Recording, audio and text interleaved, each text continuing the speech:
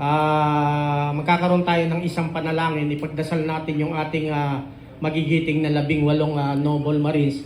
At tayo na rin, tayo ay mananatili rito panandalian para kung sino man yung may katanungan tungkol sa mga nangyayari is masagot natin.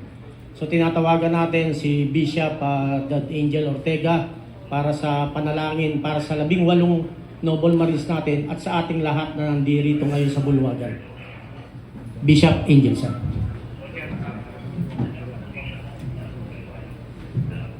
Magandang umaga po. Since there's an imminent danger, we know that God can protect us. Tayo pong lahat ay manalangin. Mahal po ba ng Diyos ang Pilipinas? Ayun. Kaya lalapit po tayo sa Father God, sa ating Diyos Ama, the God Almighty, our Father in Heaven, upang tayo po ay manalangin lalo na sa atin pong i-honor ng mga Marines. Mahal po sila ng Diyos at ang Diyos po ang magpapala at magpoprotekta at sa ating bansa. Tayo po ay manalangin.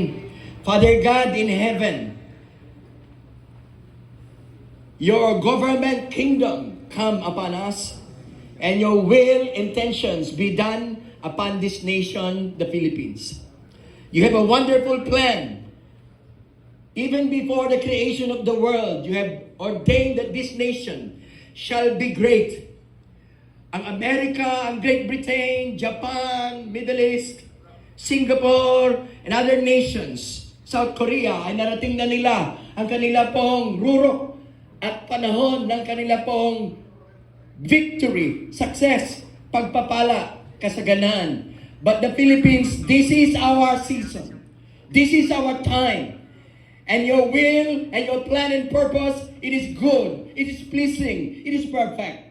It is not to harm this nation, even the Marines and all the valiant noblemen in uniforms at lahat ng kasama dito. It is not to harm us, but to prosper us, to give us hope and a good future. And this is what we believe, and we know it is true. Father God in heaven, your eyes are upon us.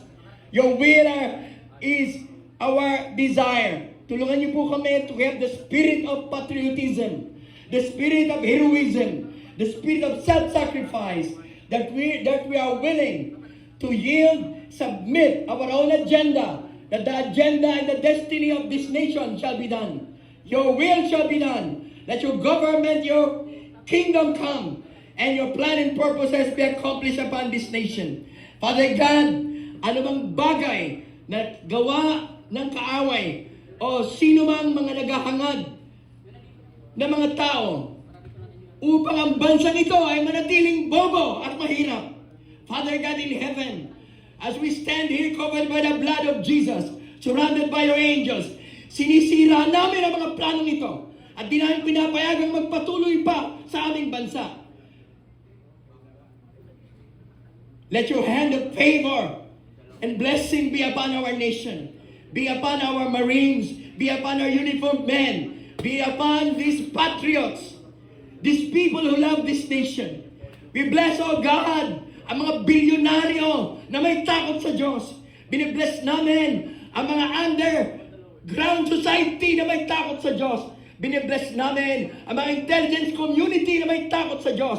Let them arise and let them expose the things that are being done in this nation upang madaling manatiling mahirap ang bansang ito. Hindi lang namin kailangan, Father, we pray, not just for new leaders, but a new system. Change the mindset, change the culture.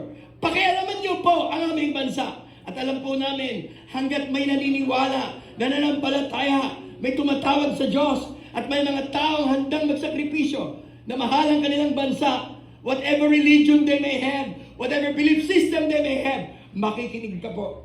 You have a record of faithfulness. You have a record that you do not tell a lie.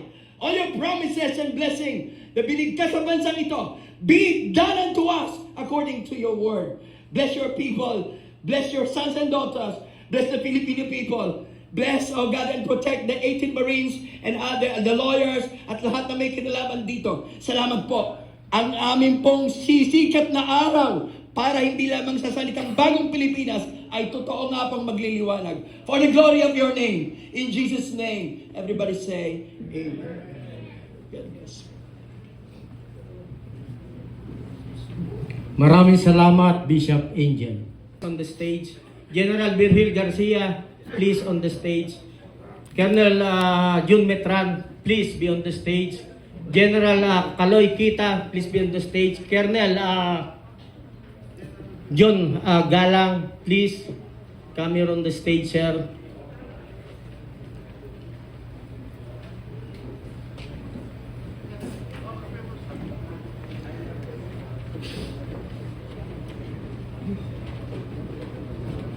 Through the courtesy ng ating Executive Secretary, iaabot po sa ating magigiting na general at opisyal ang plake na babasahin ko isa-isa para maibigay natin ang parangal sa araw na ito sa ating magigiting na Marines. At ulitin ko po, nagpapasalamat tayo. Lahat po ay inimbitahan natin. Wala pong kulay ang ating parangal sa araw na ito. Nandito po ang lahat ng ating mga kaibigan na sumusuporta sa 18 Marines. Alam ko, meron dito na mga iba't ibang political colors, pero salamat at dumating kayo. Nandito rin si Ka Eric Celis, sila Attorney Jing Paras. Marami ang mga dumating para sumuporta. So, please ma, isa lang ang babasahin ko na nilalaman ng ating sertipiko ng pagkilala. At sa mga susunod ay babanggitin na lang natin ang pangalan ng ating 18 Marines. United People's Initiative. Sertipiko ng pagkilala. Ang United People's Initiative sa ngalan ng mga retiradong kasapi ng sandatahang lakas, pambansang pulisiya at mga uniformadong serbisyo ay buong pusong nagbibigay pagkilala kay Bernard Tube bilang pagpupugay ng iyong katapatan at pagmamahal sa bayan. Sa iyong matapang na pagsiwalat hinggil sa umano'y pag-ata sa inyo bilang tagahatid ng daang-daang maleta ng salapi.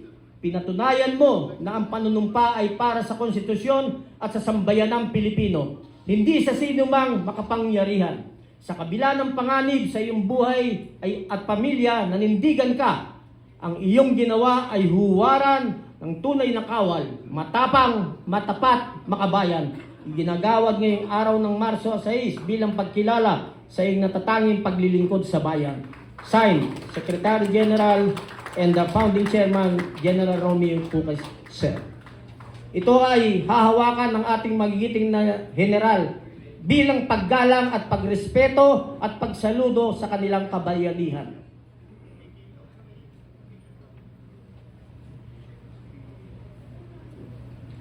Benny S. Bolantante, Rodante Orbilio, Christopher Esquivel, Romeo Romel Bubares,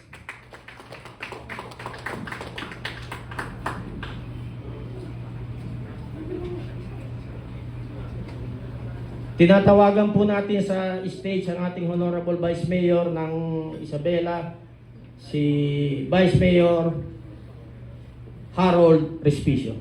Sir, please. Sir, please. Anselmo Taberdo, Jolly Cadjao, Cecilio Larodel, Crisante Dado, Rosebert Maupan, Jane Buduan, Reneboy Julian, George Villalon Jr., Hil Natividad Jr., Walter Manalansan, Romel C. Galapon, Bernardo Gumban, Fidel Corpus, Orly Regala Gutesa,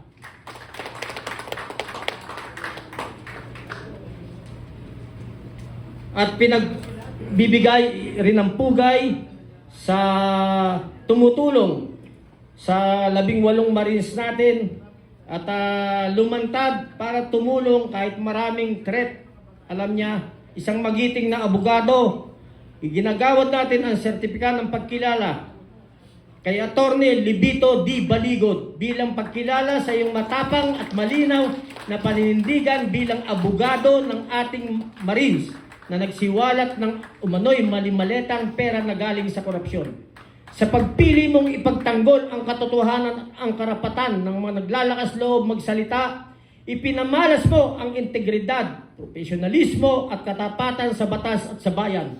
Matatag, makatarungan, makabayan. Iginagawad ngayong Marso 6 bilang pagkilala ng iyong natatanging paglilingkod ng bayan. Signed by Captain Ray Valeros Jr., Secretary General, and General Romeo Pukis, Founding Chairman, Lead Convenor. Ang gusto po nating tumanggap nito ang behalf ni Attorney Libito ay isang abogado rin, Attorney Harold Respicio. Sir, please.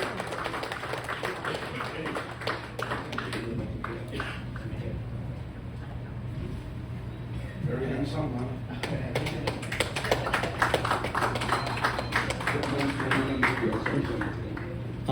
Bago po tayo magpunta sa ating question and answer, sasagutin po namin sa abot ng ating makakaya. Gusto ko pong bigyan ng parangal ang mga sumusuporta ng mga retirees.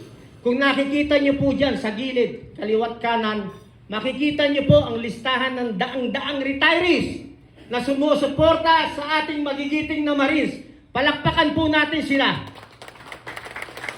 Nandiyan rin po sa listahan ang ating magigiting na MNLF. At nandiyan rin ang ating magigiting na MILN.